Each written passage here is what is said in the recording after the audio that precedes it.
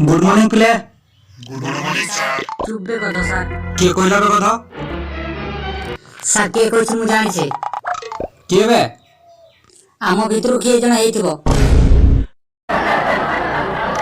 Party बंद कर। इतिहास रो महापुरुष मानक मध्य काहा को तू अधिक घृणा करू ना को कहलु राजा राम मोहन राय सिंह काहे के बे काहे कि ना से बाल्य विवाह बंद करथिले नहले हमरो भी तो एटनु न होइथांते।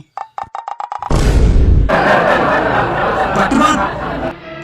तुमे जेति के बदमाश करबार समय लगाउ छ ना सेति के पाठ पढ़ा लगै थांतो ना मो जगह रे तुमे तो मो जगह रे मुसरी कौन सार सॉरी किया सिथांता म जगह किए आसी थांता आ गोटे गांडू आसी थांता ताकू भी गधरू घोड़ा बनै थांती आ किछि पछाड़ीबार अछि गध नै तो